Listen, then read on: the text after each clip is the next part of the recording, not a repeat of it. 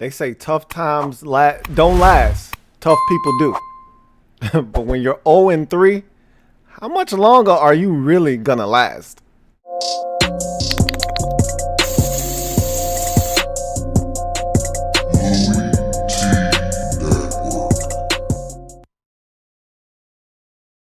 Who else could it be?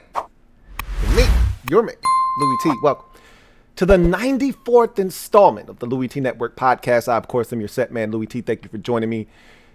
Week number 3 almost in the books. Man, do we have a doozy on our hands tonight as the two best teams in the AFC lock horns as the defending Super Bowl champion Kansas City Chiefs travel to Baltimore to take on the Ravens in what should be a dynamite football game. We'll preview that later on in the show. We'll go Slate Skatin as we always do on Mondays here on the Louie T Network podcast. Break down every single game, tell you what I saw, give you the synopsis of every single game from my lens. And so we'll break those down here in a little bit. But before we get to any of that, you know what we got to do. Let me drop this gem on your melon. Open your mind, let your conscience be free. You're now rolling with your man, Louie T Double E. Let me open you up. Get you thinking a little bit. So, I was watching the games on Sunday, as I generally do. And I've been talking about how the Jets are the worst team in football. And I doubled down on that. I picked the Colts as my survivor pick. And it was funny because someone had said, hey, you sure you want to do that? Remember the last time everybody picked the Colts in week 1 against Jacksonville? They almost took out half of the pool. And I'm like, hey, I know what I'm doing here. Okay, that was family business. I stay out of that. I already told you that. This is not family business. And the Jets stink. So I feel really confident. It's not like they're playing the Bills or the Dolphins or somebody like that they know. This is not a family member. They're going to get destroyed. And they did. But then I looked across the street and I said, hey, what the Giants over there doing, man? And they stink too. And they're 0-3, just like the Jets. The Jets scored less than 10 points. They scored 7, and the Giants scored 9, so they scored less than 10. I'm like, man, both of y'all funky as hell. So I got to thinking, I said, man, both of those teams in New Jersey are horrible. They may be the 2 worst teams in the league. They were outscored 72-16 in week number 3 combined. Okay, each of them giving up over 30, each of them giving up 36 points apiece, and both scoring less than 10, the Giants scoring 9 and the Jets scoring 7. So I said, damn, boy, those New Jersey teams, boy, they're funky. It may not just be the Jets, the Giants are horrible. Now, there's a little bit of a difference. First year head coach in New York with the Giants. No offseason, really didn't get a chance to get his hands on his team and really put his imprint on them. It's a little bit different in New York with the Giants. Now, the Jets have a veteran head coach that's trash, that shouldn't be a head coach in this league. And they've got a quarterback that's in year 3 now in Sam Darnold versus the Giants, who have a quarterback that's only in year 2.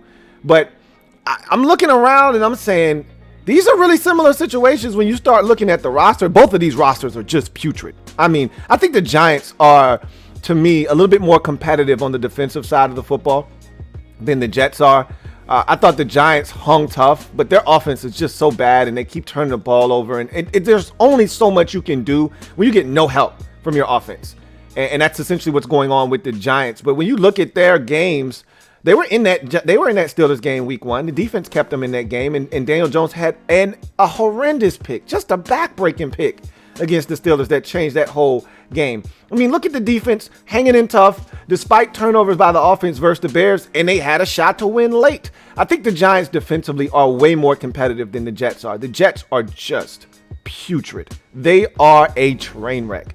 And it's only a matter of time before something is done there. I don't think you're going to see anything done in New York, nor should it be. I like Joe Judge, and I think it's only a matter of time before they get more talent, and maybe they'll be able to turn things around in New York for the Giants. Now, the Jets, that's just a separate mess. However, I got to thinking when I looked at the 72-16 disparity between those two teams and their respective opponents on Sunday, and I said, what if both of those teams end up as the worst teams in football, because I think that's the Jets. I don't know if the Giants will ultimately, because they play in such a bad division, do the Giants, they're going to win some games just based off of the division that they play in.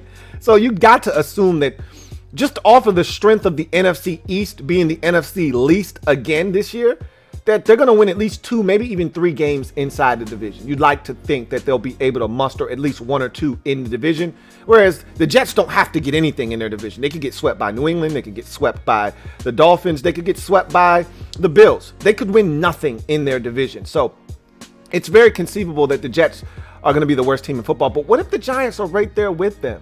What if the Jets are 1-15 this year, 2-14? And what if the Giants are 2-14, 3-13?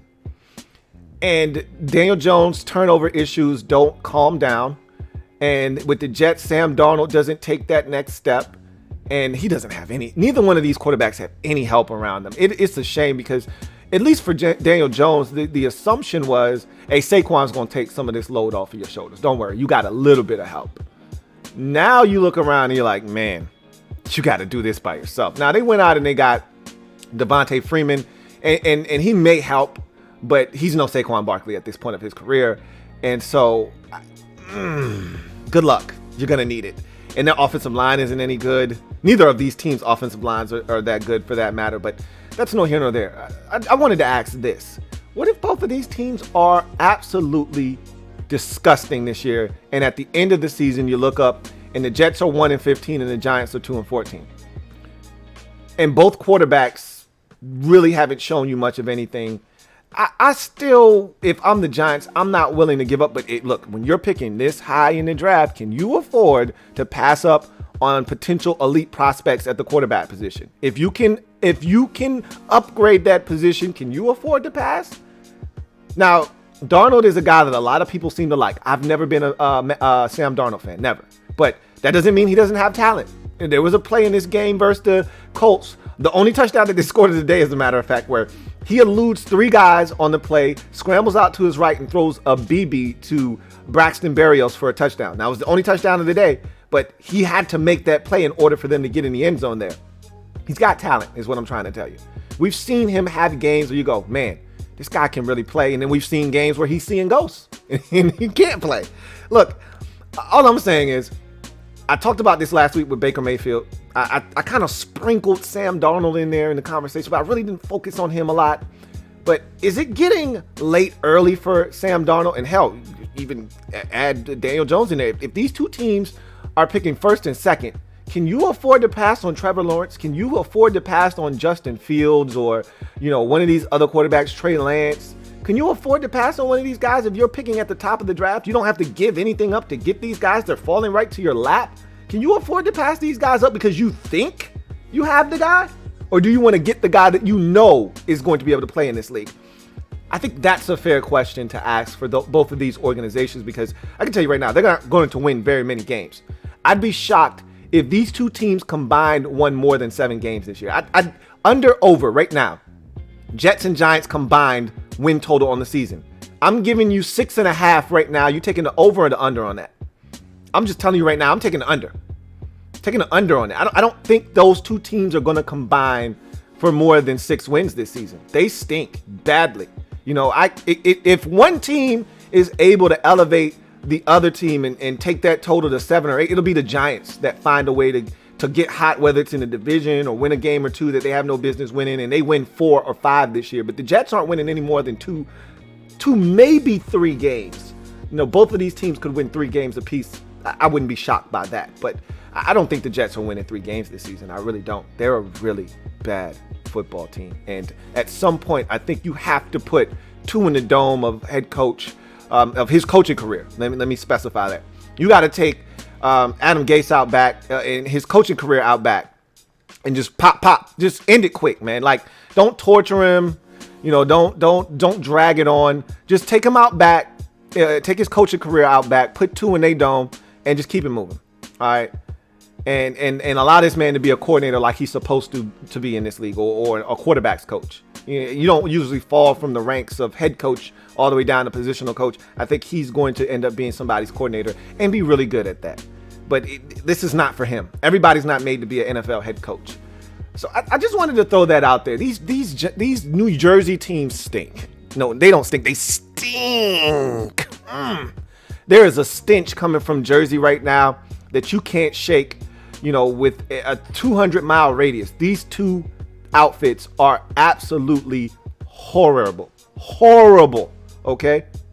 So, what do you do if you end up with the number 1 or number 2 pick in the draft? If you're one of these two teams? I don't know. I'm just asking. Okay? Anyway, I digress. They're a combined 0-6 on the season. They gave up 72 points on Sunday combined, and they only scored 16. These two teams are terrible.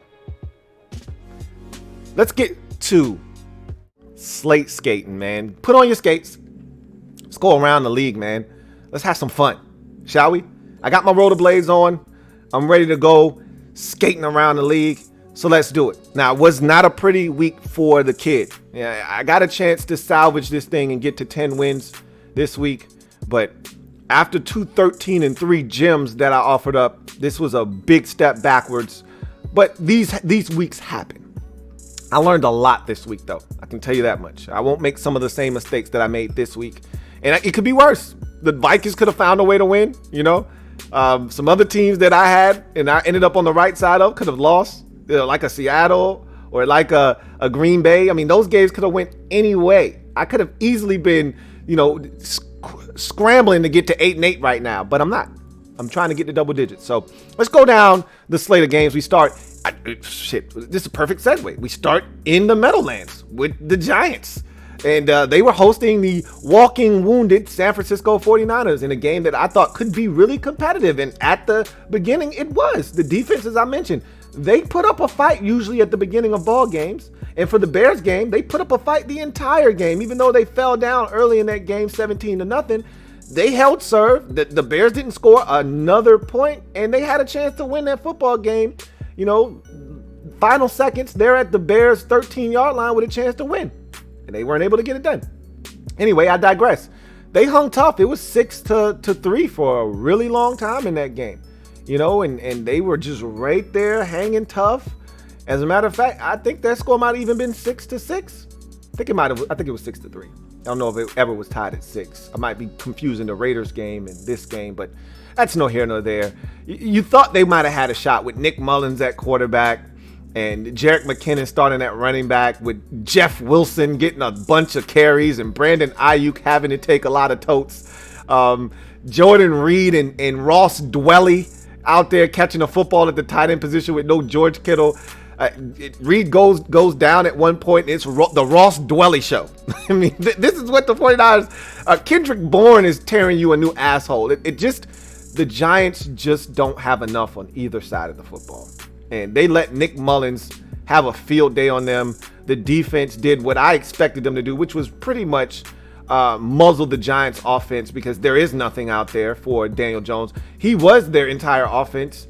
Unfortunately, with more offense from Daniel Jones comes more turnovers from Daniel Jones, as he turned it over multiple times in this game again, including an egregious pick. And, the more that I watch these young quarterbacks, I see them making the same mistakes. Because I was really hard on Dwayne Haskins yesterday after watching the Cleveland-Washington game and some of the mistakes he made. Daniel Jones and Kyler Murray made the exact same throw, same exact mistake, staring down a target from snap to release of the football, walking a linebacker over to that spot and getting it picked off. So I guess young guys have to learn from those types of mistakes before they stop making them, but that's nor here nor there. The Giants simply had nothing for this team. I want to talk about a couple of players from the San Francisco 49ers side of things, because I was impressed with Brandon Ayuk. The rookie finally kind of got his feet wet this week after really not doing much of anything the first couple of weeks. He took over that Deebo Samuel role, getting the jet sweeps, had a touchdown on a jet sweep, caught a couple of passes. He's starting to get comfortable. They're starting to trust him a little bit more and putting a little bit more on his plate. That was fun to see. He's going to be a problem. And when they get Deebo Samuel back, what's better than two guys that you can do multiple things with now in Ayuk and Deebo Samuel when he comes off of the PUP list or IR, I should say. And I think that's going to happen as early as this week. Jason Verrett is a guy that, I've always loved for the 49ers. Loved him when he was a Charger, could never stay healthy there. He gets to San Francisco. I'm thinking it's a new lease on life. This guy's super talented. He gets injured the first 2 years there, and San Francisco hangs in. The only reason you hang in on a guy that can't stay healthy is because the talent is there. And Jason Verrett, the talent is there, man. I'm watching him in this game, and I've realized why I fell in love with this guy's game all over again. I'm watching him, and I'm saying, man, this guy can play football. There's just something there with Jason Verrett. He was really good in this football game. How about Kerry Hyder Jr.? All these injuries on the defensive line. No more Nick Bosa. No more Solomon Thomas. D Ford is out. And Kerry Hyder Jr. steps up. And this is a guy that I've liked going back to the Detroit Lions days. Remember, he led the Lions one year in sacks. And he's playing really well for the 49ers. He stepped in and had a really impactful game. It's a guy to keep an eye on as they're going to need guys to step up. Kerry Hyder Jr. was really impactful in this football game. Jerick McKinnon, don't tell nobody about the secret weapon known as Jerick McKinnon. He's starting to get back to that form that saw the 49ers want to spend money on him. He caught a great pass in this game that got them close to scoring a touchdown. Was able to run one in. He's becoming that guy again, and he's doing it out of necessity right now because of all of the injuries to the running back position. But that's just going to make them stronger when Raheem Mostert and Tevin Coleman all come back. And now you've got a three-headed monster. It's just going to make them even more dangerous on the offensive side of football. A lot of people wanted to count San Francisco out with all these injuries. Don't. And I know they haven't played anybody really this season. The best team they've played is Arizona. I understand that, but I'm just telling you, don't count them out. Kyle Shanahan is one of the best in the business, scheming it up offensively, and they've got very, very interchangeable parts on both sides of the football. Do not count the San Francisco 49ers out. Nick Mullins, I thought he was really steady, man. He runs that offense so well. That experience he got that year when Jimmy Garoppolo went down, it's really showing up right now. You cannot replace true experience in this league, and he got a ton of it that year, and the 49ers are benefiting from it right now because he looked comfortable out there. He didn't look flustered. He didn't panic. Things didn't always go his way in this game. He stayed the course, and I thought he did a really good job in leading them to a 36-9 win over the New York Giants, as they're now 2-1 on the season, are the San Francisco 49ers. Giants now drop to 0-3. This was a game that I was really disappointed in. Cleveland hosting the Washington football team. This was one that I thought Washington could come away with the victory in.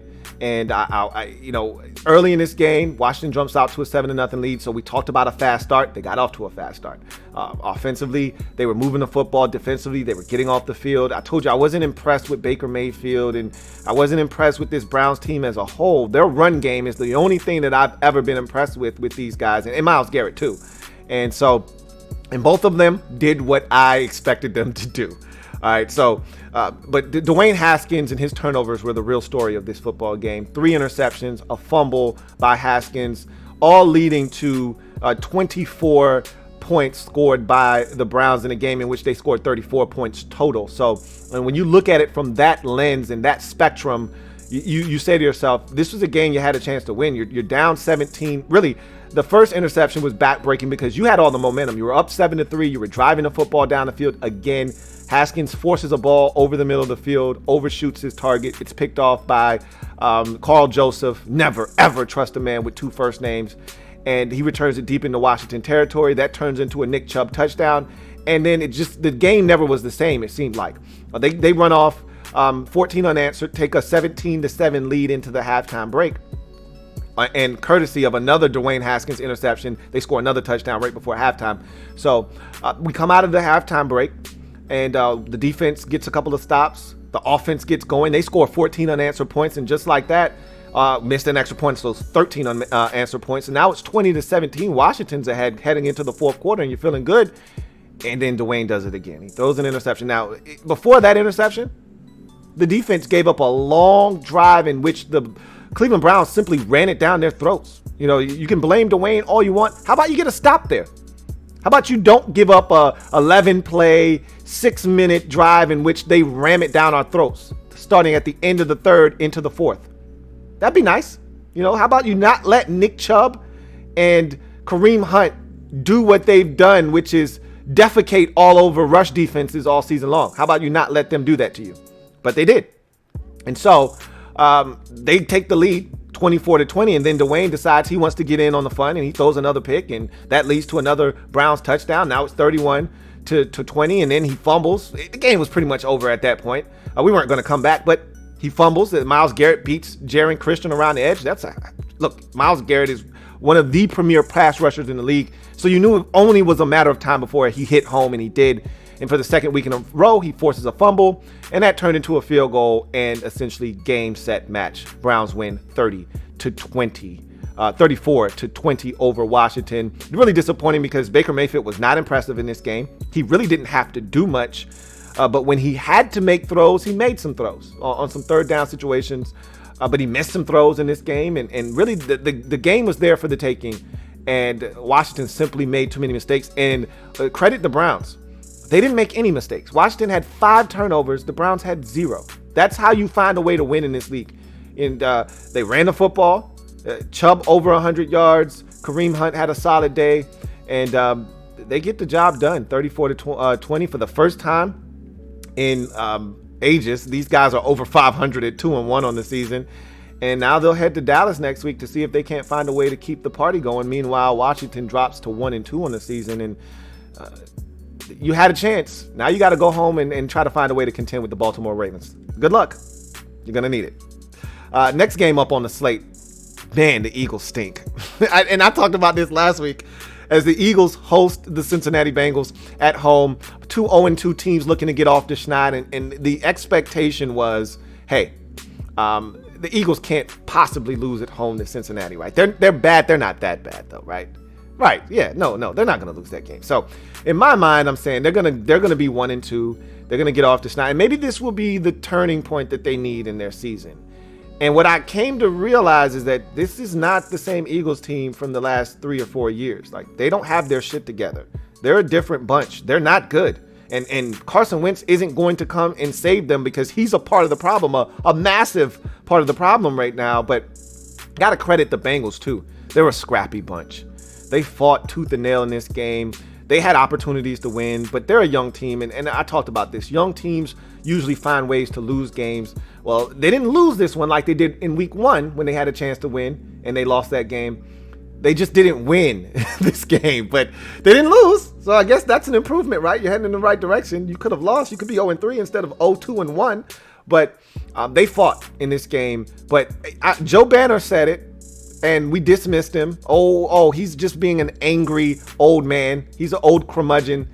And no, he said, look, you're going to find out that the Eagles are one of the worst teams in the league. And that win you got in week 1 as a Washington football team fan means absolutely nothing.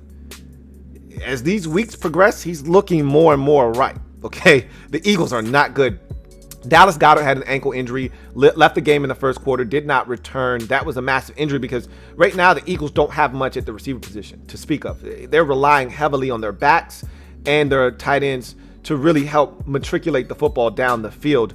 The Eagles continue to struggle to finish drives.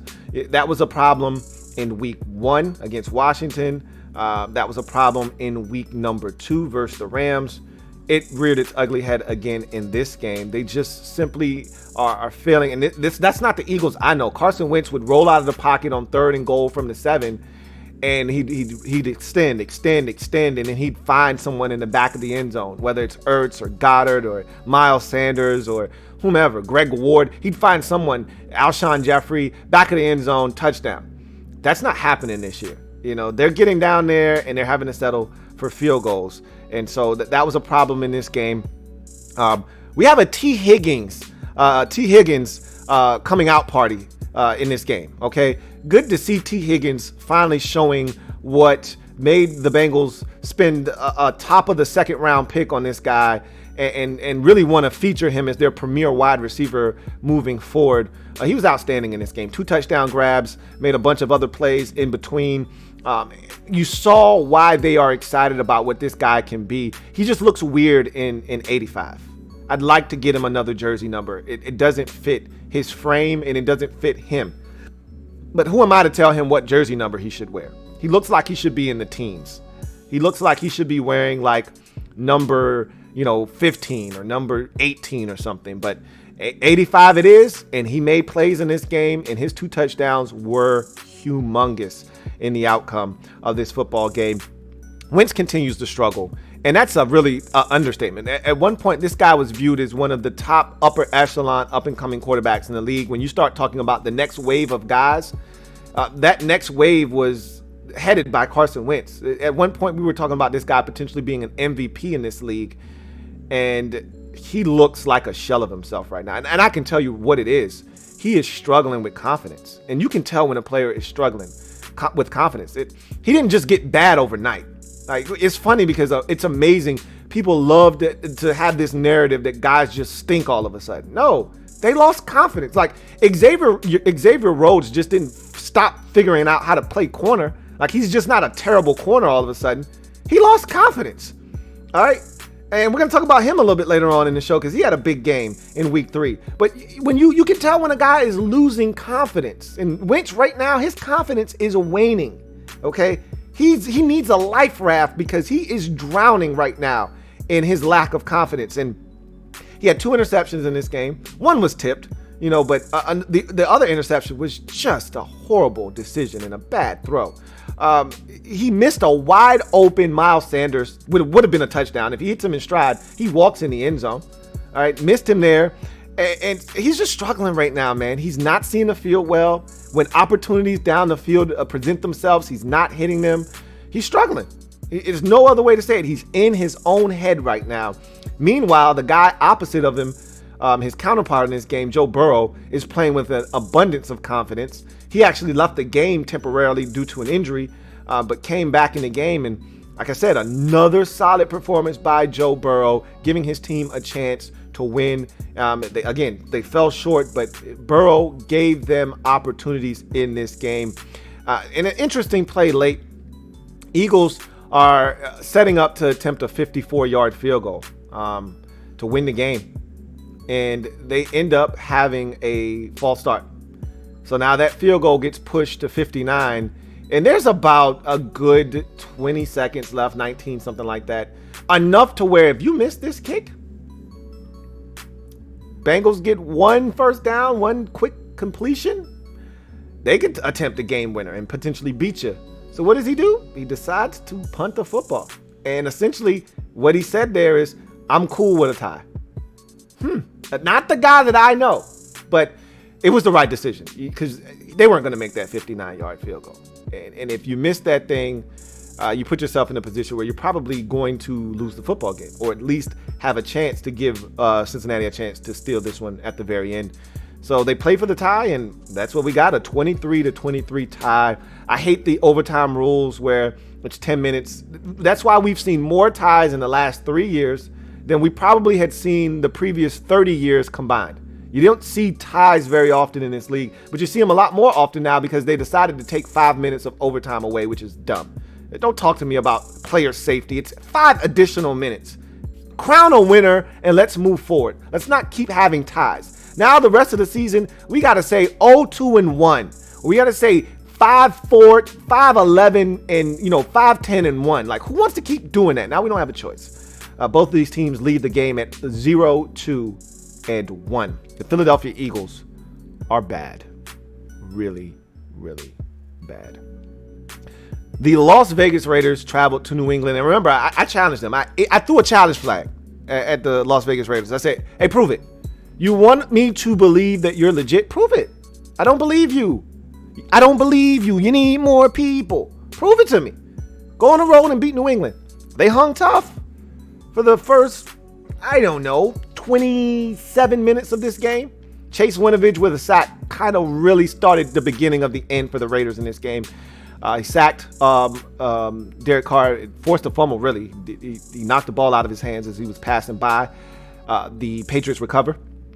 They end up kicking a field goal, take the lead at 6-3. They get another touchdown after another turnover. This one was by Jacobs. That was a controversial call. It looked like he had recovered his own fumble, should have been down by contact. Instead, they awarded the ball to the Patriots. They get a touchdown right before the half. Credit the Raiders, though. they come right back storming right before the half and get a touchdown of their own. And this thing is 13-10 at half, and it's a low-scoring affair. I said, man, they're hanging tough. And then the second half happened. And then the Raiders' run defense started to rear its ugly head. They cannot stop the run. Remember last week after the Monday night game, some of you were questioning why the Saints stopped running the football. And I said, that's a really good question, because they were having success early in this game. And for whatever reason, they decided to stop. Well, the Patriots didn't. And they ran it to the tune of 250. Yes, 250 yards rushing on the ground. The Raiders turned it over 3 times to the Patriots 1. And that really was your difference in this game. You can't give it up on the ground the way that they did. And the 2 stars of the game for the Patriots, Rex Burkhead and Sony Michel, both of which destroyed the Raiders in this football game. And when you make the kind of mistakes the Raiders made with the turnovers, and then you can't stop the run, and then when they get down there, you can't stop them from getting into the end zone, you're going to lose the football game. And so they gave up 23 points in the second half, lose this football game 36-20. They hung tough for a while there, but at one point, this was a 36-13 game in the fourth quarter. So they've still got some work to do to the Las Vegas Raiders. And I told you, we're going to find out a lot about them over this 4-game stretch. They're now 0-1. I said they needed to find a way to get 2-2 out of this stretch. Come out of this thing 2-2. You're 4-2 overall. You feel good about this. If you can't find a way to muster at least one and get to 500 at 3-3, and you drop to 2-4, then I know who you are. You know, and I'm not letting you off the hook. I told you that on Friday. So I feel confident in my assessment that you're not for real. That's 1 down, 3 to go. For the Patriots, they're going to be around. They're going to be better than what I thought they were going to be when this season started. I thought they were an 8-8 ball club and an outfit, and they're going to lose their fair share of games. They're not going to even approach 12-4 or anything like that, like they did with Brady on an annual basis. But they're going to approach 10-6. They're going to make it tough on Buffalo. I can assure you of that. The Bills will not run away with this division, despite how impressive they've looked early in the season. But now the Patriots are 2-1 on the season, with their lone loss coming to the red-hot Seattle Seahawks on the road in a barn burner of a game. And the Patriots look really good to start this season off. I feel bad for ever doubting Bill Belichick. They look really good to start the season off. Impressive win at home over the Las Vegas Raiders, who were previously undefeated. Both teams leave that game at 2-1. Bears at the Atlanta Falcons. Bears. What a game this was. And God damn it, Atlanta. What are you doing out there, man? They have all the signs of classic signs, I may add, of a team that believes they are going to blow a lead in a game when they get up big. They have all the classic signs of a team that is looking over their shoulder constantly. Okay. They lose this game 30-26 to the Chicago Bears in a wild one. Bears Tariq Cohen. Let's start here with some bad news. Bears Tariq Cohen. They fear he's torn his ACL, and more likely than not, he has. It happened on a punt return. You hate to see it. I'm glad he got his money before this. This is why it is so imperative that you get your money as soon as you can, because this could happen at any time, and then all of a sudden you're damaged goods and no one wants to pay you. He got his money. I'm happy for him, and that his season could be over. That being said, Mitchell Trubisky was benched in favor of Nicholas Foles. That's the biggest storyline outside of the Falcons now 0-3, having blown 2 leads in consecutive weeks. We'll get to that here in a second, but you know I'm a Mitchell Trubisky apologist, and this is the only thing I can say. They would not have won the game if Mitchell Trubisky would have remained in. I can admit that. However, this wasn't a benchable offense type of game. Like, I didn't leave this game saying, yeah, he had to go. They had to sit him down. They had no choice. He stinks. He wasn't playing great, but he wasn't terrible. You know, I will say this. That last interception, which is ultimately what got him benched, wasn't a good decision. It wasn't a good throw. I just talked about Kyler Murray and Dwayne Haskins and some of these young quarterbacks in the league Daniel Jones staring down targets and linebackers reading their eyes and picking them off. Same thing happened on his pick. You could argue that it's zone coverage and his tight end should have sat down Instead of you don't keep running versus zone coverage on a shallow cross. You sit down. And you would think a veteran tight end like Jimmy Graham would know that, but he kept running right into the defender, and so Mitchell Trubisky tries to lead him, and he leads him right into the interception. But I'm not here to make any excuses for him. He wasn't good, but it wasn't one of those games where you go, all right, man, he threw 3 interceptions in the first half. They ain't had no choice. Or, man, he's thrown 2 interceptions in this game. The offense is stagnant. Guys are open. He's missing them deep. Like, that wasn't the case in this game. He just wasn't good enough. But he was on a short leash. That's what this benching told me, was that, look, we didn't go trade for Nicholas Foles and tear up his old contract, give him a new one, just so he could sit on the bench if you're going to stink. And so the leash was short. They yanked that leash and tightened it up, and they put in Nicholas Foles, and he came in right away, and he made a huge difference in this ball game. We'll get to him in a second, but I got a question for Falcons fans. Does Brian Hill look better than Todd Gurley to you? Neither one of them look explosive. Let me just start by saying this. Neither one of those guys look dynamic at all. But I just feel like Brian Hill gives a little bit more at this point. Maybe I'm wrong. I don't know. Gurley had a solid game. I don't want to make it seem like Gurley had 14 carries for 39 yards. He had a really solid game. He was right around 90 yards rushing in this game. I know he was over 80 for sure. Not a ton of carries. Not like he had 25 carries or something. He had a solid game. I just feel like Brian Hill seems to offer a little bit more. I don't know. That's me. But then I say that in the same breath, he had a massive drop in this game. Scores 26-10, or excuse me, it's 26-13. And these are the tall tale signs of a team struggling to put games away. When you do things like the Falcons did in this game, or like they did last week, where you have Julio with the drop on a potential touchdown. Wouldn't have counted anyway. I believe it was a penalty on the Falcons on that particular play, but that's no here nor there. You have to make plays when they're there to be made. And 3rd and 5, you'll have the first down. You'll probably get into field goal range. I don't know if that matters because Young Wei Koo had already missed 2 on the day. So who's to say he was going to make the damn field goal anyway? But at least I'd like the opportunity to burn some more clock. I'd like the opportunity to see if I could get in the end zone. And I'd like the opportunity to attempt that field goal instead of having to punt the football back to Nicholas Foles, who was red hot at the time. Even though they had only had 3 points to show for it, it was a great play made by Darqueze Dennard in the end zone on what would have been a touchdown pass. But he snatched the football away from Allen Robinson and ended up being a touchback. And, there was a drop on a 4th down. I didn't agree with their head coach Matt Nagy going for it on 4th and goal from the 14 or the 17. You take the points, you take the field goal. He's a clown too. Matt Nagy is a clown. He really, really is a clown. I really mean that in the most sincere and respectful manner. He's a clown because he does a lot of things that just don't make any sense. It's 4th and goal. They're over 10 minutes, close to 11 minutes left in the 4th quarter. You're down 16. You take the field goal from the 14-yard line, dude.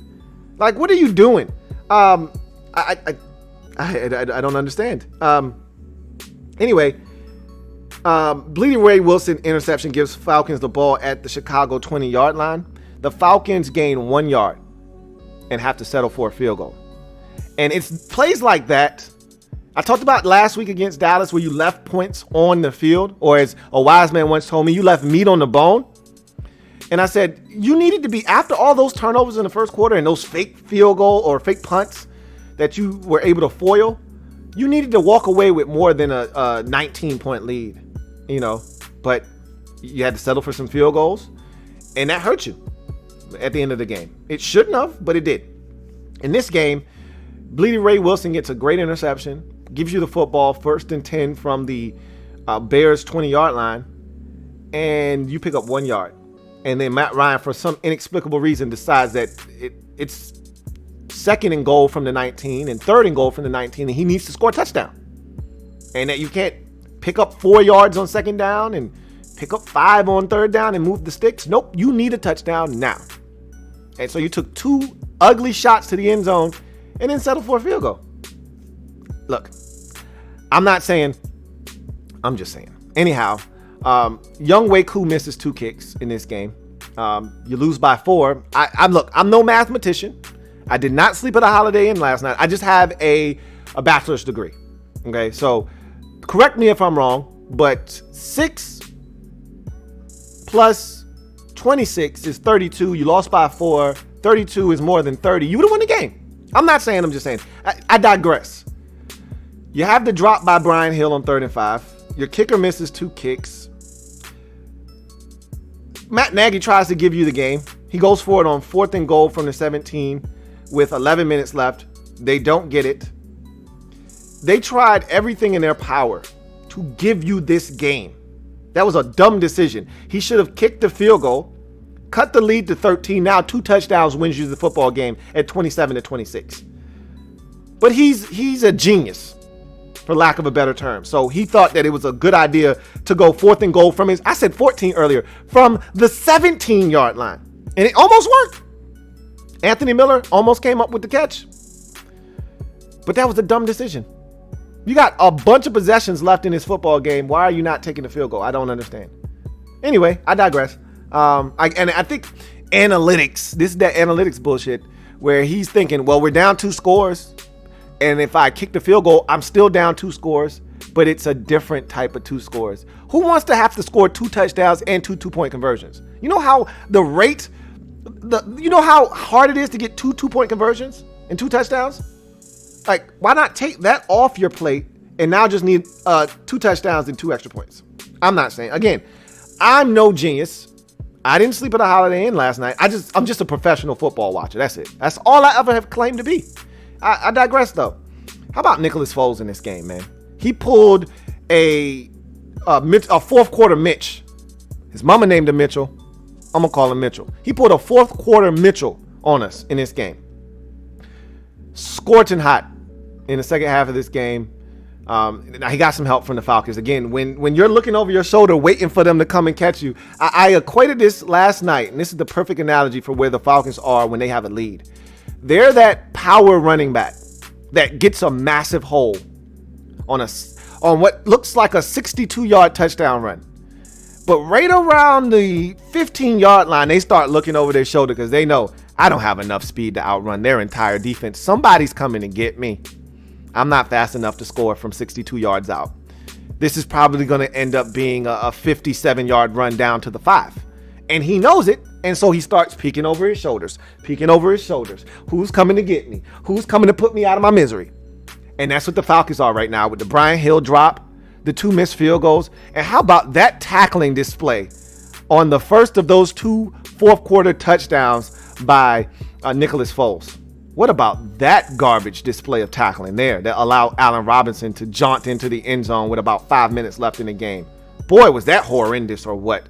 Anyway, that was a hell of a throw by Nicholas Foles with the game on the line, and Anthony Miller staring down the gun barrel of a blitz, knowing he was going to take a shot right in the chops and delivering a beautiful dime. 10 pennies, 2 nickels, you call it what you want. Man, it was a dime. And then the Falcons do what they do best. They got a chance to go down and win the game, and Matt Ryan throws a pick. So the Bears are now 3-0. The Falcons are now 0-3. And at some point, they're going to have to take old Dan Quinn out back, his coaching career out back. And much like Adam Gase, they're going to have to put 2 in his coaching career's dome and keep it pushing, man. Arthur Blank has so much class that I don't see him getting rid of him during the season. But these can't keep happening. I think this is it. This is the end of the road for old Danny. This is a tough one to stomach because at 1-2, you were still right in the mix with New Orleans losing and the Buccaneers right there. And you're good enough to beat Tampa Bay. You're good enough to beat New Orleans. At 1-2, you would have been right in the mix. Now at 0-3, man, you're making it really tough on yourself. You really are. And for the Bears, wow. They made the announcement today that they're going to make the official switch to Nicholas Foles. This is what I said at the beginning. Look, it's much easier to go from Trubisky to Foles than Foles to Trubisky. They did it the right way. I would have started Mitchell too. They pulled the string on him. It turned out to be the right decision. Now let's see what they're able to do with this season. They started 3-0. Let's see what they're going to do with Nicholas Foles now at the helm as they get the win come from behind fashion, down 16 in the fourth quarter. They were once down in this game, I think by 23. Man, I don't know if they ever got to 26-3, but they were down 26-10 for sure. I think it was 23-3. Whatever the case may be, they get the win. Do the Chicago Bears. They're 3-0 on the season. Rams at Bills. I told you this had a chance to be the game of the day, and it was. And I know the Cowboys-Seahawks game made a close run at it for second, but nobody is topping this game because the Bills look like straight road graders. I mean, they look like absolute beasts early in this game. They were up 28, the dreaded 28-3. I don't need to tell Falcons fans what that means, but they were up 28-3 and they were cruising. I mean, Smokey Robinson cruising. And then all of a sudden, Aaron Donald and that Rams offense woke up. And Aaron Donald said, enough's enough. And he goes ape shit. And all of a sudden, this game changed. And the Bills could not get a handle on what the hell was going on. And all of a sudden, those play action fakes that weren't working in the first half were working in the second half. Those jet sweeps that weren't working in the first half, they were working in the second half. And all of a sudden, the Rams are getting chunk plays and they're scoring touchdowns. And it's 28-10, and then it's 28-18, and then it's 28-25, and then it's, wait a minute, it's 32-28, and you're like, oh my God, they're gonna do this. They're gonna come back and win this game. Aaron Donald just sacked, Josh Allen, stripped him of the football, and they've got the ball, and they're gonna go score a touchdown and take the lead, and they're gonna win this game 32-28, and that's what it looked like for a minute there. And then Josh Allen put the team on his back, and it was not pretty. And he needed help from the officials, okay? It was not pretty, okay? There was a face mask by Josh Allen in there that forced a 2nd and 25. But he made a good completion on second down to cut it to like a 3rd and manageable, 3rd and like 11 or whatever. Then that ultimately got him into a 4th and 6 or so. And then they get a pass interference. It's a questionable pass interference call. I'm not going to lie to you. Looked like a lot of contact on both players' ends there. Their rookie Gabe Davis looked like I swore he initiated contact there with the corner Carlos Williams. Or Darius Williams, excuse me. They said that Darius Williams, if anything, it shouldn't have been pass interference. It should have been illegal contact. But they said the ball was in the air, so that makes it now a pass interference. Okay. I don't have a problem with the call. There was a lot of contact on the play. I just thought it could have went both ways. Either way, that was a 4th down there that gives them a 1st down. And then Josh Allen finds Tyler Kroft in the end zone, man. Say, what you want about Josh Allen, man? It's not always pretty with this guy. He had another one of those boneheaded pitches in this game where you go, hey, Josh, bruh, what are you doing? What are you doing? What are you doing? Don't do that. Don't do it. But when his team needed him, he found a way to get it done, man. I love me some Josh Allen, man. In this defense, for as good as it was, and I told anybody that would listen, man, what a difference Matt Milano and Tremaine Edmonds makes for this defense. Boy, they were flying around in the first half. I mean, this Rams offense that could do no wrong in the first 2 weeks, especially last week against Philadelphia, they could not get it going. And then it's just like, I don't know, man. It's amazing what Uncle Mo can do for you in the NFL. I mean, Uncle Mo got up off the Buffalo Bills sidelines, walked across the field, sat down on the Rams sideline, got comfortable, got him some chips, got him a beverage. And it was amazing how all of a sudden this team that was so dominant defensively in the first half, all of a sudden now, and really for 3 quarters, they couldn't get a stop. It's like, are you serious? Is this really happening? It almost did. But unlike the Atlanta Falcons, the Bills found a way to stave off one of the most improbable comebacks in NFL history. It would have been one of the biggest comebacks in NFL history. And instead, they win the game 35-32, go to 3-0 in the season. Rams dropped to 2-1. These are 2 good football teams. Let me just say that. I walked away from this game saying These are two of the better teams in their respective conferences. These are two really good football teams here. And the Rams are going to be good. I remember my man Q-Bone telling me that the Rams were going to stink this year. And I told him, I disagree with you. He's wrong. They're going to be good. If they stay relatively healthy, they're going to be a scary team this season. But that was a fun one there. Pittsburgh hosting the Texans. So Houston 0-2, desperate, needing a win. They came out and played like a desperate team in the first half. Do not ask me what happened in the second half of this game to the Houston Texans offense. But I can tell you this much. They came out in the first half. Their defense was flying around. The offense was making plays. And I felt like my prediction that this desperate Texans team was going to find a way to go to Pittsburgh and win. They were up at halftime 21-17. And then the Steelers simply shut the faucet completely off in the second half. Deshaun Watson had an absolute gem of a first half. The offense didn't score another point in the rest of the game, but they were up 21-17. He was firing BBs all around the football field. A guy that didn't even get a sniff. He didn't even get a target last week in Will Fuller. Had a touchdown grab in the first half on a beautiful throw from Watson. He hit Randall Cobb on a beautiful pass for a touchdown, the first of the game. They looked in sync. They looked like a team that was ready to go and win a football game against a tough opponent on the road. And then don't ask me what happened in the second half. And you got to credit the Steelers defense. They're really good. They are a ferocious bunch, man, and they are physical. Let's get physical. They are physical, man. Boy, do they hit out there or what? Anyway, questionable pass interference called on Bradley Roby on a 4th and 1 for the Steelers. That drive led to a field goal and cut the deficit to 1 at 21-20. I didn't like that call. It was a 4th and 1, and Ben decided he was the Ben of old.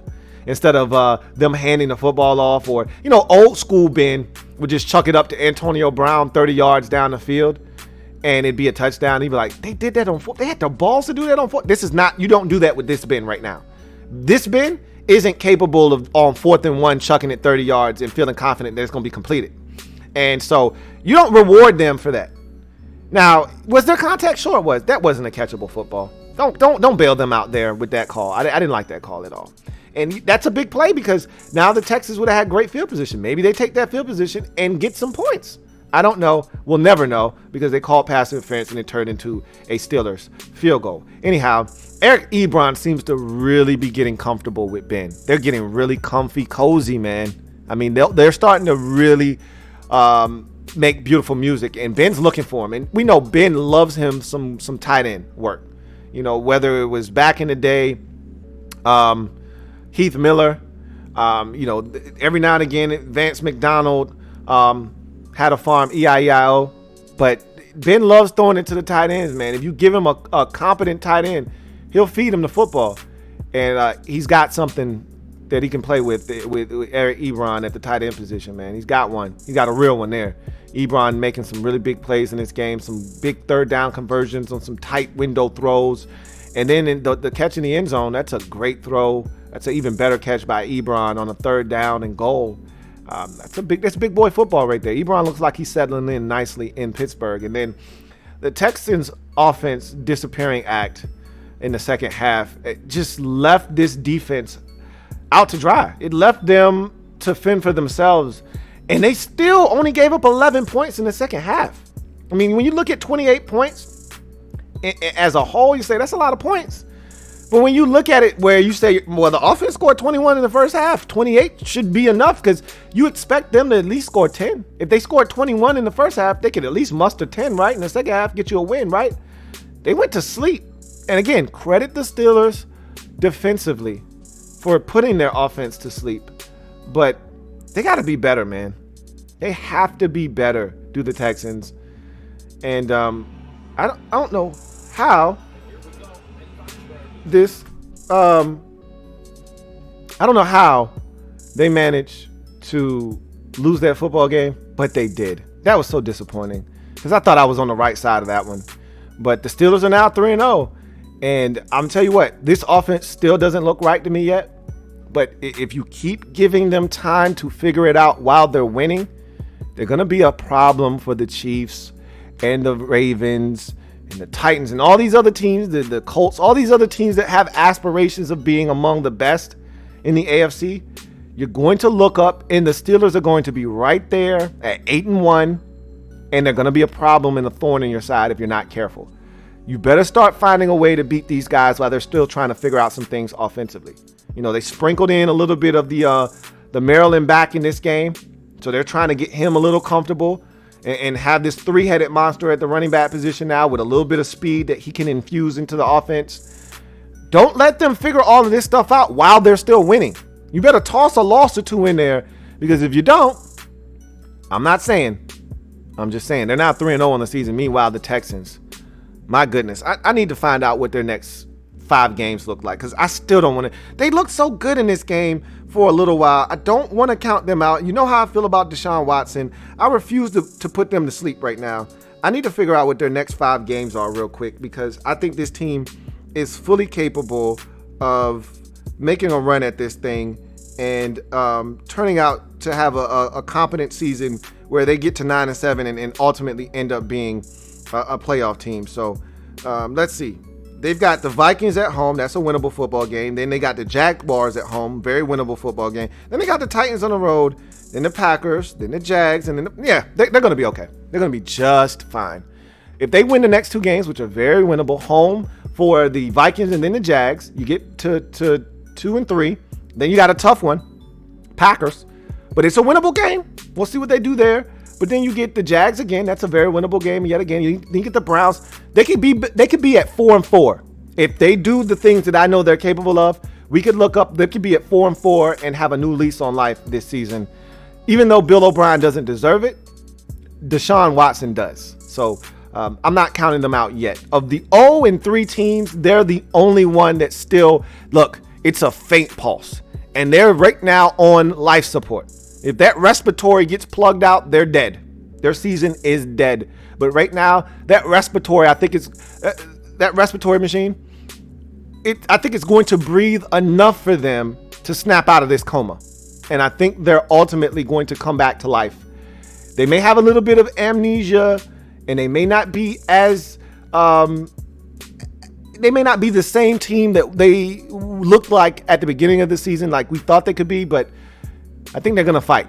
Now, I don't think they're just going to go away quietly, meekly into the night. They're now 0-3 on the season. Tennessee at Minnesota. To me, this was the most entertaining game of the day, or at least, let me take that back. This was the game that I didn't think that was going to be entertaining, that I got the most entertainment value out of, because I set this at a 4 before the week started. I said, okay, this is going to be a game that won't be very much fun to watch. I set it at a 4, and this turned out to be like an 8.5 entertainment value. So it exceeded my entertainment value by 4.5. No other game did that for me this week. You know, I thought the Seahawks game was going to be good. I thought the Rams game was going to be good. I thought it was one more game, and the Packers game, the Saints-Packers game was going to be good. I thought those were all going to be really good games. So they lived up to the expectations. This one exceeded it. 31-30. Who would have known? Who knew? After the Vikings could barely string together, back-to-back scoring drives, who knew that they could put up 30 points? And for the Titans, this is the second time this year that they've scored over 30 to win a game. And this is the 3rd game in a row to start the season that Stephen Gostkowski has had to bang home a game-winning field goal to give them the win. And who would have thought that Stephen Gostkowski would be the reason they're winning a game in week 3 after his week 1 performance? Who knew? That's the NFL for you, though. Anyhow, Dalvin Cook was cooking in this game, man. Despite a fumble early in the game from Dalvin Cook, he was magnificent. And this is the guy that they're going to need if they're going to have any chance of salvaging this season whatsoever. He's going to have to play this kind of football moving forward. The Titans seem to have a bit of a rush defense problem. This is the 2nd week in a row. They haven't been able to stop the opposition from running the football down their throats. And I'm starting to think that this is a real problem for them, that they can't stop the run consistently. And so if you can't stop the run consistently, who do you think you're going to beat in the AFC with that kind of leaky run D? Because, you beat the Ravens last year. Your run defense didn't look like this last year. You show up with this leaky run D against the Ravens this year, oh, they're going to bless you. Oh, they're going to bless you. All right, and there are a bunch of other teams like the I don't know if you play the Raiders or not this year, but show up with some leaky run D against the Raiders. They can make a ball game out of it real quick. So, and just in your division, the Jaguars, you saw them make a game out of it because you couldn't stop the run. The Colts can run the football. You could have some issues on your hands moving forward if you can't find a way to stop the run. I'm not saying, I'm just saying. But Dalvin Cook set a career high in rushing yards in this game. It's becoming a problem, man.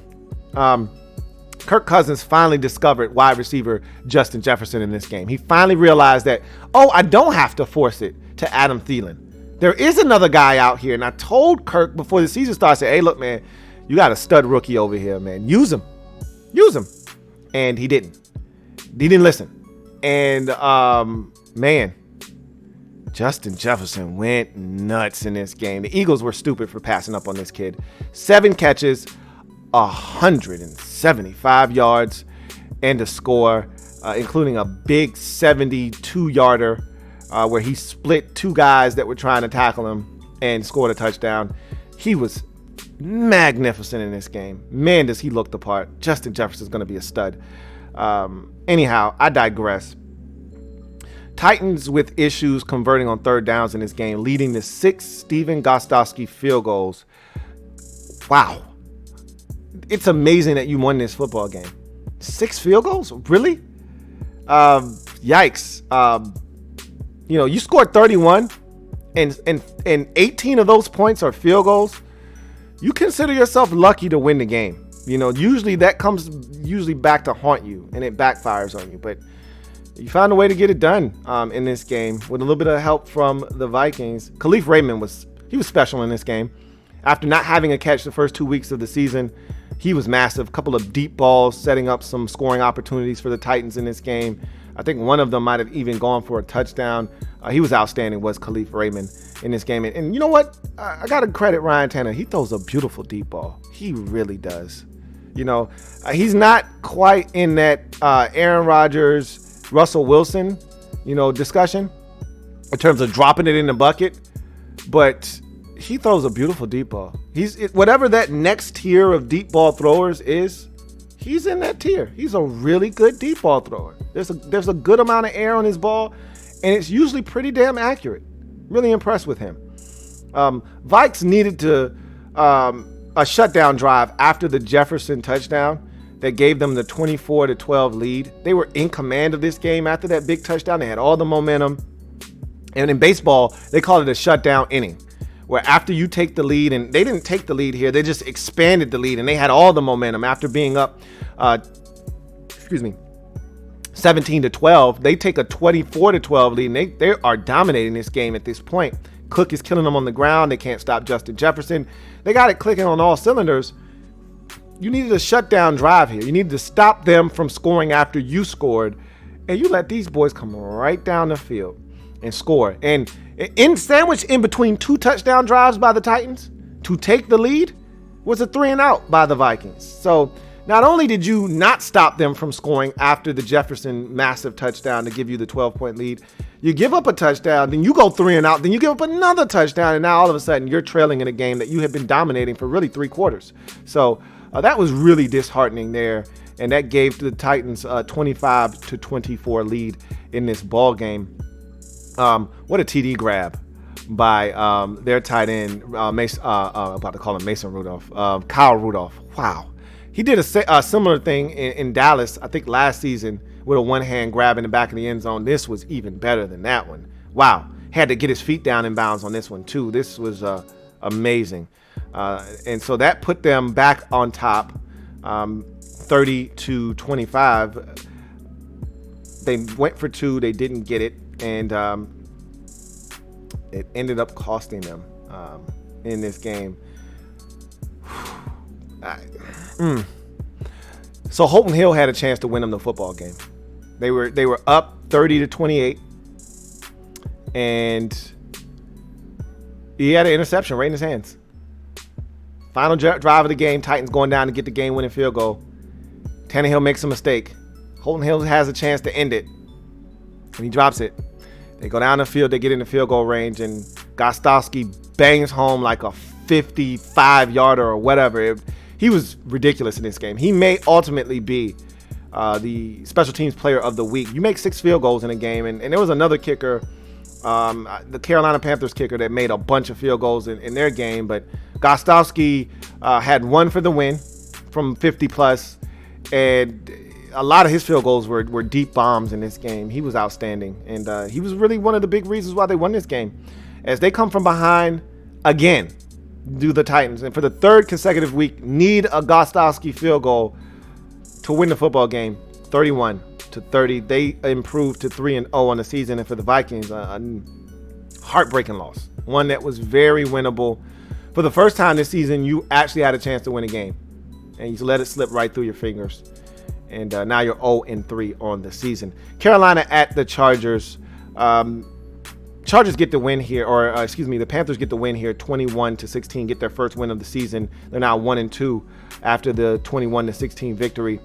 What did I tell you about the Chargers this season? I don't care who's at quarterback, whether it's their rookie, and I thought he was really solid again in this game, but he had some mistakes, holding on to the football too long, got to protect the ball a little bit better than he did. But that's no here nor there. Justin Herbert was solid. But it doesn't matter whether he's under center or Tyrod Taylor's under center. They're going to have issues scoring. They're going to be offensively challenged. And it's a shame because this defense is good enough to win you 12, 13 games. But this offense is good enough to stymie that total and reduce it to 9 or 10. And so you can't lose to Carolina at home. I'm sorry. No Christian McCaffrey. You got a gift and you throw it away because you can't score points. Mike Davis was really impressive with no McCaffrey. That being said, somebody needed to step up. That guy was Mike Davis on the offensive side, and the defense took it upon their shoulders to say, okay, no McCaffrey means we're not going to score a bunch of points. We're going to have to step up and force the issue, and that they did. They forced 3 first-half turnovers, another one in the second half. They were outstanding. Some big plays in this game throughout this, Marquise Haynes forcing a fumble, Brian Burns forcing a fumble, Jackson picking off a pass. They were outstanding in this game defensively, and the offense didn't always take advantage of them. They set them up a couple of times, and all the offense was able to do was get field goals. 3 turnovers turned into 9 Carolina Panthers points.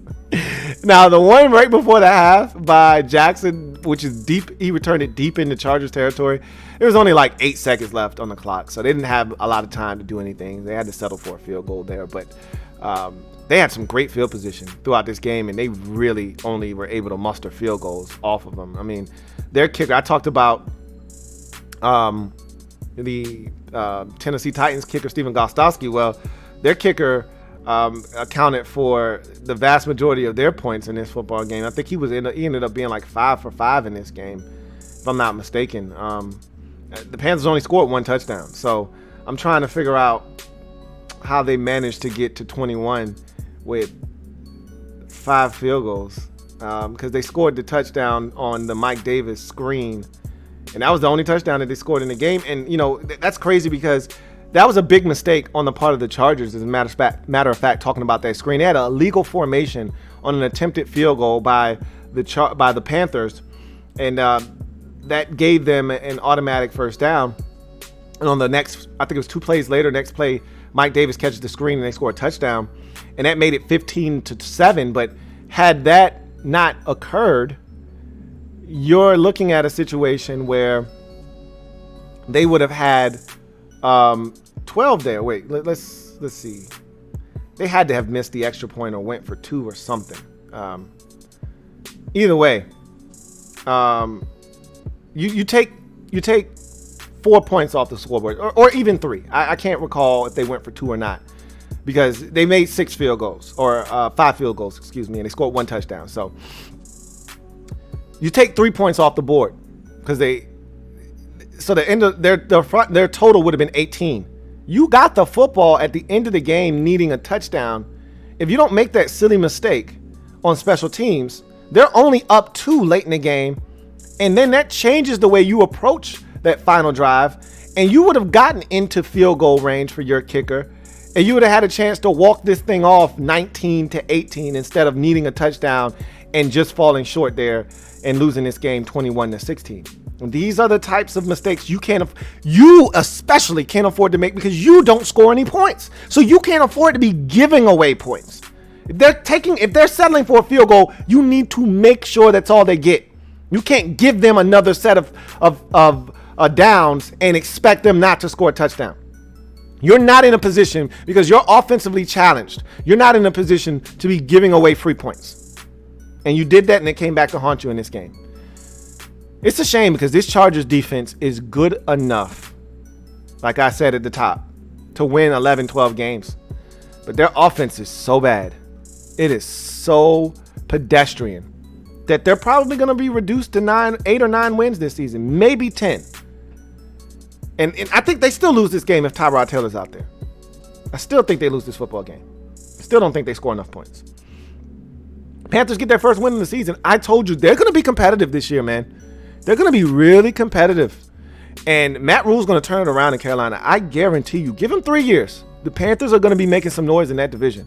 Matt Rule is a damn good football coach. We've seen it at every stop, whether you're talking college and now you're going to talk in the NFL.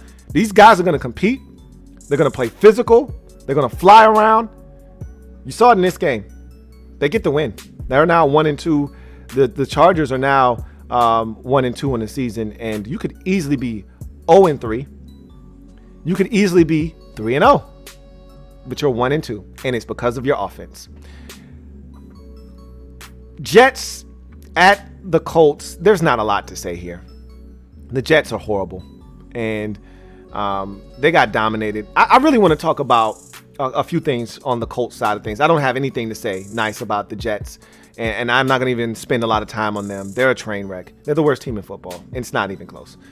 So the Colts, first of all, Lucas Oil Stadium, if it's even still called that, they've got to do something about that glare. Look, either you got to close that down or you got to do something. That sun that seems to be beaming on the field, that shit's annoying, and it can't be fun for the players to be dealing with that. They've got to do something about that. That's ridiculous. It's a beautiful stadium, but that's trash. That's trash. 2, Xavier Rhodes. I told you I was going to talk about him later on in the show. He's getting his confidence back. He's getting his swagger back. He lost his confidence in Minnesota. He didn't just forget how to play. This guy, at one point, roads were closed. He had a nickname. He's one of the best corners in football. And then you go from that to a 2-year period to where all of a sudden he's trash. Vikings fans don't want anything to do with this guy. And he's an afterthought as a signing by the Colts in the offseason. Well, he's got his mojo back. His confidence is back. He had a pick 6 in this game that was negated. I want to say it might have been negated. I think I'm mixing up that game in the Titans game where they had a pick 6 negated due to a blindside block. I think his pick 6 counted. Then he had another pick in the end zone of a Sam Darnold offering. So he had a 2-pick game. He's playing with confidence. I'm glad to see it because the guy can play. And I hate to see guys just fall off a cliff like that. You go from being the best to not even being heard of or mentioned. Now he's getting his groove back in Indianapolis, and they're going to need him because that defense is good up front. They're going to need guys to play big for them in the back end, and he's one of those guys. He stepped up in this game and took advantage of Sam Darnold. It was nice to have a Darius Fountain signing. I'm not a Darius Fountain guy. Didn't love the pick when you made it a few years ago, but he's starting to see the field if he can stay healthy. He made a couple of catches in this game. You're going to need some young guys to step up, especially with Paris Campbell going down. I think that's why he's getting some looks here. It was good to see him. Maybe he can start to make something of this opportunity and maybe convince the coaching staff that he needs more opportunities even when Paris Campbell comes back from the injury. So this was a dominant performance by the Colts. They did what they were supposed to do to a bad, downtrodden Jets football team. They dismantled them 36-7. Another solid game on the ground for their rookie, Jonathan Taylor. I feel like as long as they can keep Phillip Rivers relatively clean and not turning it over, they're going to be in a bunch of ball games with a chance to win. This is a good football team in Indianapolis, well coached, and they're going to have chances to win a lot of games. I like the Colts. I told you I thought they were a playoff team before the season started, so they look good now. After that rocky start, losing to Jacksonville in week 1, they've rebounded with 2 impressive home victories over 2 winless teams, I might add. So don't run off with those wins, but nonetheless, you get the wins any way you can against whoever you can. They're now 2-1 on the season after a 36-7 shellacking of the Jets. Dallas at Seattle, barn burner of a football game. One of the best of the day. For the second week in a row, Dallas is in a shootout. And I'm going to just tell you right now, the Dallas Cowboys stink on the defensive side of the football. They can't stop a wet paper towel right now. They couldn't cut it in half with their defense. However, their offense is so dynamic and so explosive that they can get into these shootouts with teams and keep pace with them. And if you make a mistake, they take advantage of that mistake because they have the offensive weaponry. This game shouldn't have been as close as it was, though. We all know about the DK Metcalf debauchery in this game where he thinks he's going to cruise into the end zone and ball is poked free by Trayvon Diggs, knocked out of the back of the end zone. Should have been a 62-yard touchdown. Instead, it was a 61.5-yard gain down to the half-yard line that got poked free. Just a boneheaded play. He'll never do that again. And that's the one thing you can take away from that. He'll never do that again.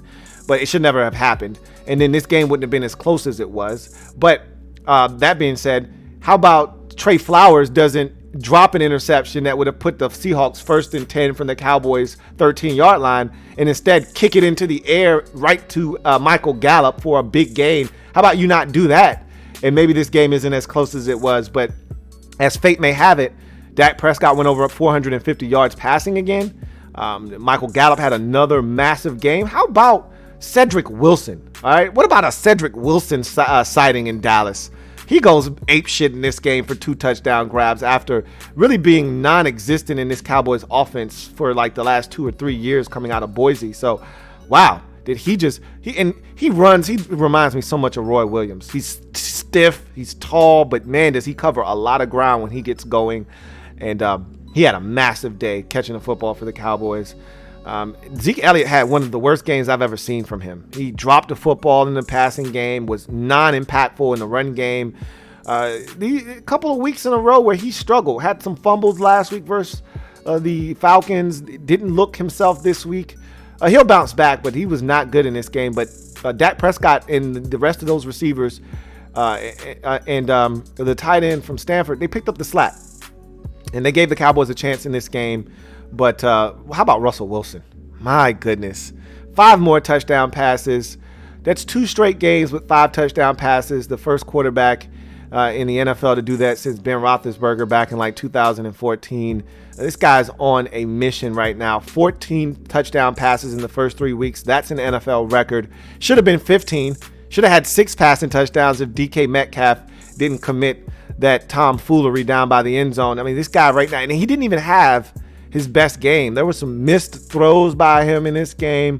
He was a little off at times, and he still threw 5 touchdown passes. And when the game was on the line and his team needed him most, including a clutch 4th and 6 conversion to Greg Olsen, Grego, he made it happen. Russell Wilson, man, I don't know. I after the game was over, I said, can we just give him the MVP trophy now? We know he doesn't miss games. We know he's not going to miss any games. He just doesn't do that. Hasn't missed a career start since 2012 when he was first crowned the starter in Seattle. Hasn't missed a game yet. So he's going to play all 16. Can we just give him the MVP trophy right now? Can we just do that? Guy's playing out of his gourd. Hopefully the injury suffered by their running back isn't as serious because I really like watching him play. He's a physical downhill runner, no nonsense. But he got injured late in the game, had his ankle rolled up on. And if it is what I think it is, that's an injury that can keep you out 2 to 3 weeks minimum. So we'll see what happens there. But they've got a set of issues of their own, do the Seattle Seahawks defensively. It's amazing that a lot of these teams just can't get to the quarterback. Like the Titans, for instance, they can't get to the quarterback. But then when the game was on the line, all of a sudden they got to Kirk Cousins like 3 times in a row. And put that game on ice. And the Seahawks, They couldn't get to Dak Prescott all game long, it seemed like. And then when the game was on the line, here they go getting to Dak Prescott and just causing all types of mischief late in this game, including forcing him to throw it up for grabs when he didn't have to do that. It was third down. There would have been about 5 seconds left on the clock. He could have just thrown it out of bounds. Instead, he throws it up for grabs. It gets picked off, and the Seahawks hold on for the 38-31 victory. But they've got issues getting to the quarterback. I've already stated that. We talked about that last week after almost surrendering 400 yards of passing yards to Cam Newton. They've got issues. They gave up over 450 to Matt Ryan in week 1.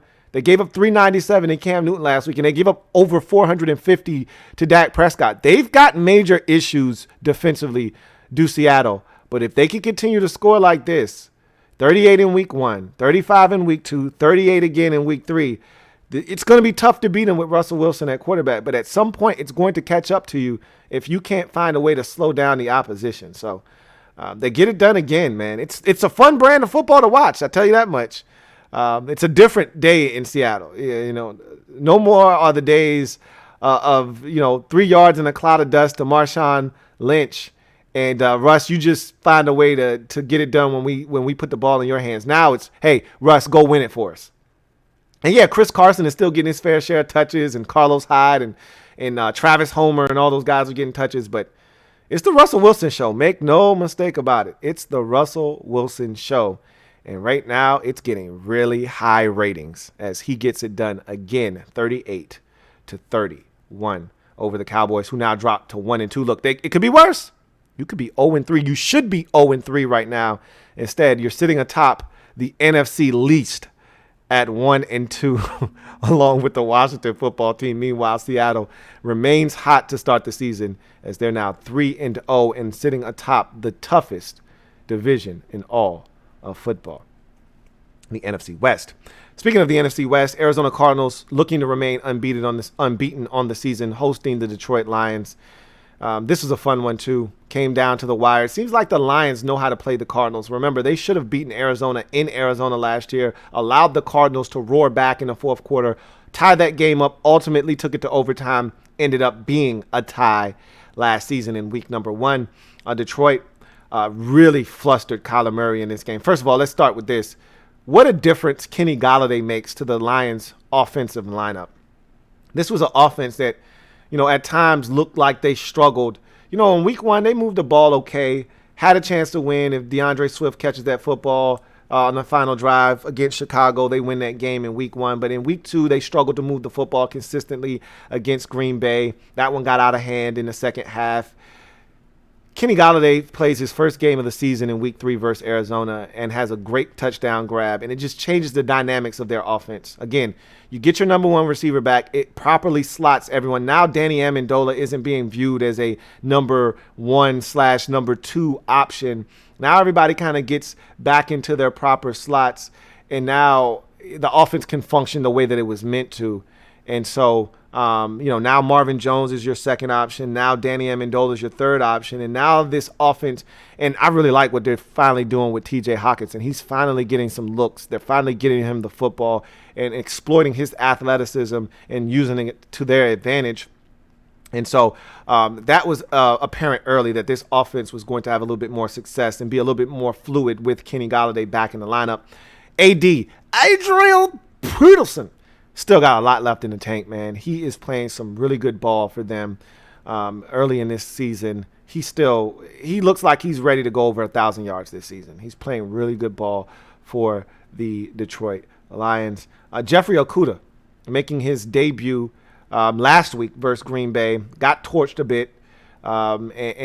Baptism by fire, young corner. You got to learn that everybody's fast. You're not Ohio State anymore. You're not playing against Michigan State. You don't get to blanket slow wide receivers anymore.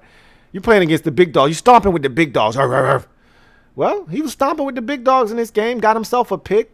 Made a play on a diving interception. Got a nice return after getting up. Guarding DeAndre Hopkins. I thought he played really well, man. And this is what they drafted him for, to be able to play against some of the upper echelon wide receivers and make plays. And he did in this game. That's a sight for sore eyes if you're a Detroit Lions fan. I thought the Lions defense overall was really good in this game and really flustered Kyler Murray. Forced him into 3 interceptions. He looked baffled and confused at times. if not for his ability to use his legs, I don't know if this game's as close as it was. He used his legs well. He started out not too bad. He had 2 touchdown passes to wide receiver Andy Isabella in this game, and Andy Izzy looked really good. That's a guy that I really liked coming into the league, and he's really starting to flourish in this Cliff Kingsbury wide open air raid offense. But Murray, outside of those couple of drives where he looked sharp early in the game, and one second half drive, he didn't look good in this game, and I just needed everybody to chill with the MVP talk. And I think Detroit has done that at least for a week now, after he really looked like a young second-year quarterback in this football game, making some really ill-advised decisions, even having a little bit of a disagreement with his coach on the sidelines after a third down failed conversion and wanting to go for it. And I think they took him off the field on a fourth down, I should say. It doesn't matter, nor here nor there.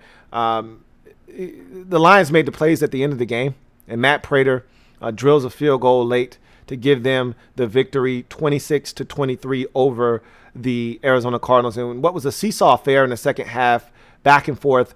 Matthew Stafford looked good in this game, and I tell you what, man, don't count the Lions out. I rag on the Lions a lot. I give them a lot of grief, but if they can play the kind of defense they played in this game, and we know Matt Patricia, if he can't do anything else, he can coach up some defense. They can find a way to stay relatively healthy, keep Matthew Stafford upright, and DeAndre Swift comes along, still kind of finding his way a bit. Had another drop in this game. One time Matthew Stafford was looking for him up the sideline on what would have been a big play against the blitz. He doesn't recognize blitz, and Stafford hits him in the back with the ball, and he's still running up the field. He's having a tough go of it early in his NFL career. He'll snap out of it. He's a good football player. And so they figured some things out, man. Don't count them out. I don't think they're not gonna contend with Green Bay. I don't think they're better than Chicago, but the NFC is wide open for that 7th playoff spot. Don't count Detroit out yet. That's all I'm saying. They get the win, their first of the season, 1-2, with a 26-23 victory over the Cardinals, who drop their first one of the season and fall to 2-1 on the season. Tampa Bay and Denver. This one felt like it got out of hand early, and then the Bucs kind of cruised to a 28-10 victory. They blocked a punt early in this ball game. That led to a Chris Godwin touchdown. He's injured again. I think he injured his ankle in this game. He needs to stay healthy. They need him. You take him out of the lineup, and now it becomes the Mike Evans show. Now they're having another guy step up in Scotty Miller at the receiver position, but Scotty's a 3, not a 2. So you want to keep everybody properly slotted, and so let's not ask Scotty Miller to become a 2 wide receiver, but he had another big game to Scotty Miller. He's coming along, and I told you, Brady loves his small white receivers, man. He'll make a household name out of a small white receiver. He will. And so Scotty Miller looks to be next up on the list of small white receivers to get some shine playing alongside Tom Brady. And that block punt was a sign of things to come, as, if you're Denver, you're playing against a team that's superior to you. You can't afford to have those kind of mistakes happen. And this game got away from them relatively quickly. You get that turnover, then Brady takes them down the field again. There was another turnover. They turned that into points. And next thing you know, you look up, it's 21-3, and this game was getting away from them. And they ultimately lose this game 28-10. The Buccaneers, I'm going to tell you right now, the pewter uniforms that they wore, they were beautiful. Their defense, it was funny. We were having a conversation. My man Captain Spartan, my man Cap, said, does anybody in the NFC play defense that's elite? I'm like, I don't know. I think all of these teams kind of are suspect. Green Bay, a little suspect on defense. New Orleans, a little suspect, even though they're 1-2 right now, far from elite. But I think they're going to get their act together eventually. Seattle's suspect on defense. Arizona, nobody's really that good. Then I said, hold on. Tampa Bay plays some really good defense. Antoine Winfield Jr. is a stud. They're flying around in their front seven. And Ndamukong Suh, Shaq Barrett, JPP, Golston. Like, they've got William Golston. They've got a bunch of guys flying around. The linebackers are uber athletic. This is a fast, free-flowing defense, and they're coordinated by one of the most diabolical defensive coordinators in all of football, in Todd Bowles, who just doesn't know how to stop. It's like the blitz button is broken. He's hit it so many times that it's just stuck on blitz. And so this is a dangerous group, man. If their corners ever figure it out, like really, really figure it out, they're going to be dangerous on defense, man. They're scary. Now, they haven't really played anybody. And I said the same thing about, some of these teams that have started off really well this season. Pittsburgh hasn't played anybody yet. I just talked about it. The 49ers haven't played anybody yet. They're 2-1. Pittsburgh's 3-0. They really haven't played stiff competition yet. And so you're going to find out about what some of these teams really are here shortly. We're going to find out a lot about the Buccaneers. Brady looks sharper. They got Gronk going in this game finally. There was so much talk about Gronk not catching passes. Relax. We were 2 weeks into the season. Brady found him a bunch of times this game, so we can stop talking about that, or they can stop talking about that. And I'm just talking about they're still ironing out some things offensively. Like, they still don't know who their lead back is. They're trying to figure out who they're going to turn around and hand the football off to. They got a bunch of backs back there. But I'm telling you right now, they're figuring out some things. Defensively, they're becoming really, really dangerous. That's for sure. They get the win 28-10 and dominate the Denver Broncos. They look, the Broncos can't do anything. They got Jeff Driscoll at quarterback. They're the walking wounded. They lose another guy. They had brought over Jarrell Casey from Tennessee in a trade in the offseason. He was supposed to be a big offseason acquisition. He tore his pec. He's more likely done for the season. They're the walking wounded. Their season, before it even got started, it got derailed. So they're now 0-3 on the season. Then you got the Sunday night game. Don't really need to go into explicit detail here. We did this last night, but Aaron Rodgers is a bad, bad man. We talked about his ability, and really we talked about this. You're talking about two future first ballot Hall of Fame quarterbacks squaring off. You're talking about two teams without their number one wide receivers. No Devontae Adams for Green Bay, no Michael Thomas for New Orleans. And so which quarterback was going to be able to elevate the play of the rest of the team? And I said, that's not Drew Brees right now. That's not who he is. Even though Alvin Kamara tried to put the team on his back and tried to will this team to a victory. That's Aaron Rodgers, though. That's what Aaron Rodgers has done throughout his career. Now he's had talent around him. Let's not act like, the back in the days with Randall Cobb, Jordy Nelson, and James Jones, that he didn't have an elite group of receivers, and Greg Jennings and all those guys when they were all at their peak, that he didn't have guys to throw the football to. Donald Driver and all those guys. He had people to throw the football to. But over the recent years, it's been Devontae Adams and just a bunch of nobodies. And last night, Alan Lazard stepped up and said, look, stop calling me a nobody, man. I'm Alan Lazard, and I make plays. And he did last night. And this isn't the first time Alan Lazard has stepped up. And if he continues to do this, then we'll stop calling him a nobody and start referring to him as a legit number 2 wide receiver behind Devontae Adams. But he just has to be more consistent. But that being said, Rodgers seems to make a number 2 out of anybody that's up there. I'm still waiting for Jake Kumaro to have one of those games where he has 7 catches for 102 yards and a touchdown. Like, his Rodgers is capable of doing that, taking anybody and making them somebody in any given week, whether it's Robert Tonyan like it was last night, or, it's Alan Lazard, or like I always like to bring up Jake Kumaro. That's my favorite name to throw out there. It's what Rodgers does, and he did it again last night. And both of the backs were extravagant last night. I love Alvin Kamara. You know how I feel about him.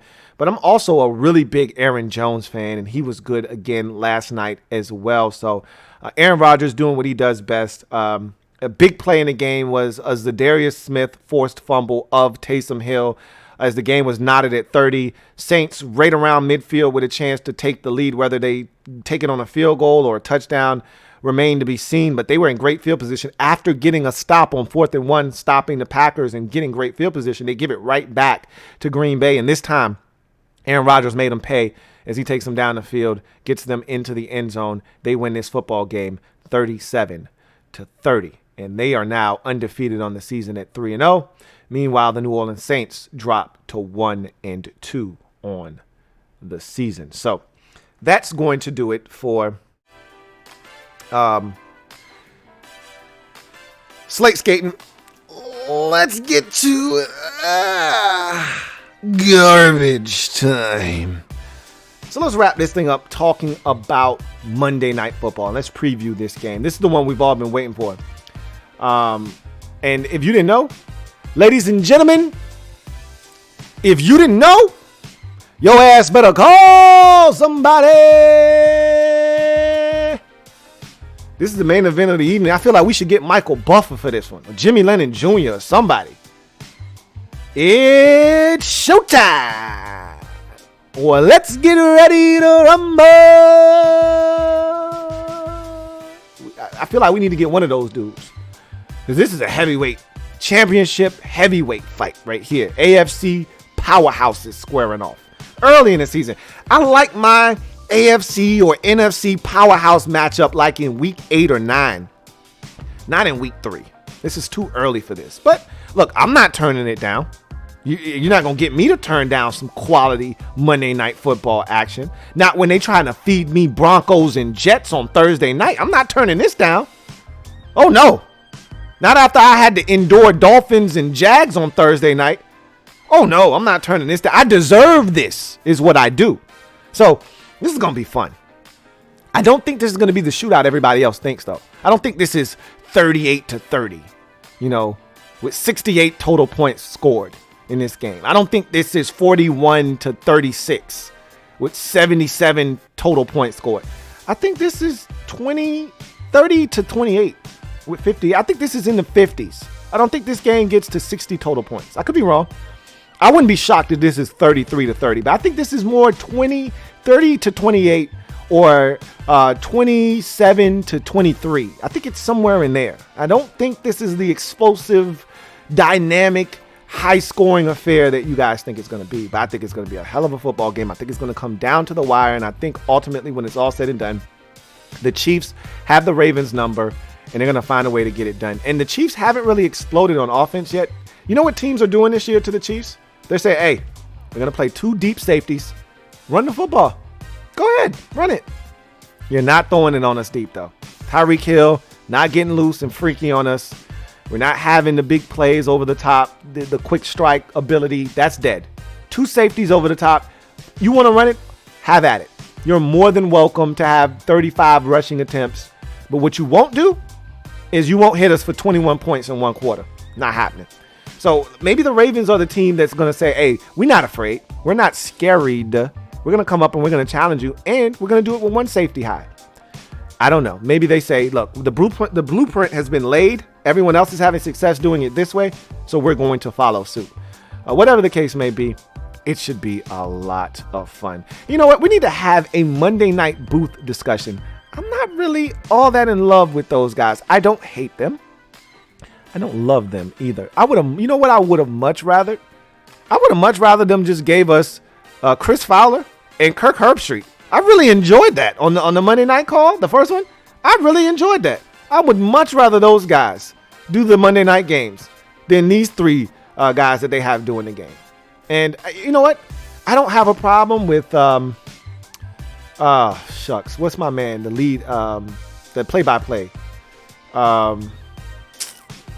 Can't even think. I can see his damn face. He's got a good voice, but he's a hockey guy. He's not even an NFL guy. He's a hockey guy. Like, I don't know how I feel about having a hockey guy in my booth. And I actually do like Brian Greasy. Louis Riddick he's a little extra for me.